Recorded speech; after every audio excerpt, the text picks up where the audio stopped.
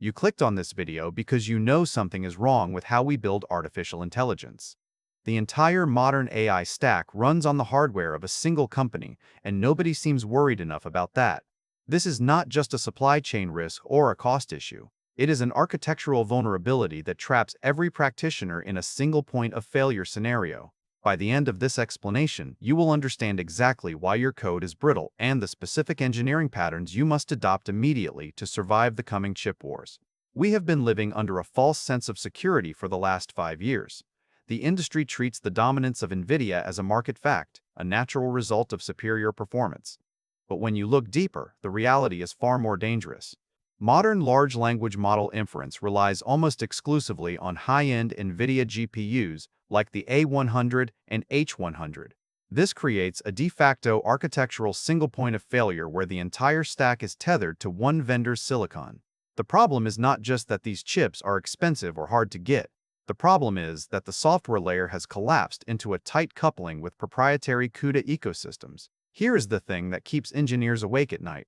We have been told that frameworks like ONNX or OpenCL provide hardware-agnostic execution. That is a dangerous lie. While these standards allow you to define a model once, they do not guarantee that the model will run efficiently on anything other than NVIDIA hardware. The gap between the model definition and the actual compute graph remains tightly coupled to NVIDIA's proprietary memory hierarchy and tensor cores. When you bake vendor-specific kernels directly into your inference pipelines, you are not building a portable system. You are building a house on a foundation that only one contractor can pour. This dependency forces practitioners into a trap where total cost of ownership optimization drives hardware consolidation rather than resilience. Because an NVIDIA server costs over $200,000 and consumes 10 kilowatts of power, it becomes the sole viable path for deployment. Teams prioritize this efficiency because it works today. They ignore the fragility that comes with it. A single driver update, a license key expiration, or a geopolitical trade restriction can cascade into total model unavailability. The risk is ignored because the current system works so well that the alternative seems impossible. Quick resource note: I keep a curated set of Amazon search links in the description for books, gear, and tools relevant to this channel's topics. Some are affiliate links, so I may earn a commission at no extra cost to you. Please consider supporting the channel by using those links if you find something useful. Now consider the nature of this fragility. It is not a supply chain issue where you might wait 6 months for a shipment. It is a software supply chain vulnerability. Your code is written in a dialect that only one machine understands. If the monopoly fractures during the next chip wars, or if the vendor decides to change their pricing model overnight, your entire production environment becomes obsolete. You cannot simply swap the hardware because your logic is entangled with the hardware primitives. The abstraction layer that should protect you is effectively non-existent. This is where the narrative shifts from a supply chain problem to an architectural crisis. The industry's lack of concern stems from a false equivalence between having hardware-agnostic frameworks and having hardware-agnostic execution. You can write your model in a portable format, but if the runtime environment cannot execute it efficiently on non-NVIDIA accelerators, you are still locked in. The moment you need to switch vendors to avoid a disruption, you find that your performance drops to unusable levels or your code simply refuses to run. So what is the survival strategy for the engineer who sees this coming? The answer lies in adopting polyglot hardware abstraction patterns. You must stop treating the GPU as a black box and start treating it as a swappable component. This requires implementing a dynamic dispatch layer that can swap between NVIDIA, AMD, and custom ASIC backends at runtime.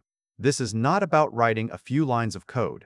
It is about fundamentally restructuring how your inference pipeline communicates with the silicon. Imagine a system where your model logic is completely decoupled from the hardware primitives. In this architecture, the computation graph is defined independently of the device. When a request comes in, the dispatch layer inspects the available hardware and routes the workload to the optimal backend. If the primary NVIDIA cluster is down, the system automatically reroutes to an AMD GPU farm or a custom Fpga array without dropping a single inference.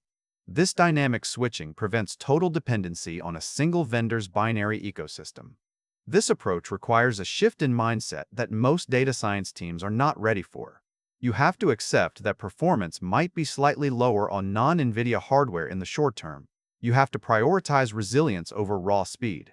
The goal is to build a system that can survive a disruption, even if it means running at half capacity during a crisis. This is the difference between a system that breaks and a system that adapts. The industry is slowly waking up to this reality. Emerging roadmaps for custom inference chip design and multi-vendor FPGA integration suggest a viable path toward hardware diversity.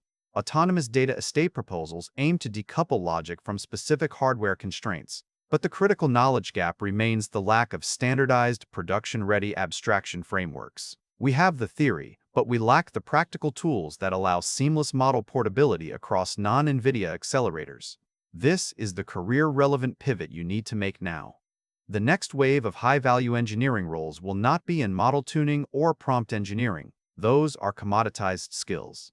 The future belongs to vendor-agnostic infrastructure orchestration.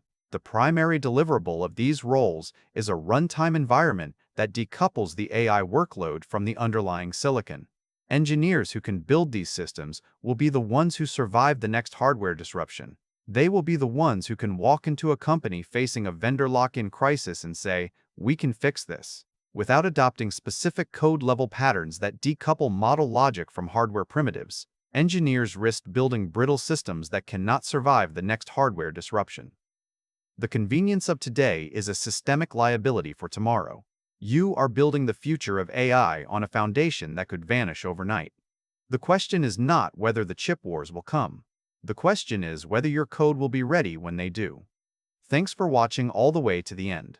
I am a one-person team working hard to make each video better than the last. Subscribe if you found value. It is the best way to show support. Drop a comment with your biggest takeaway. See you in the next video.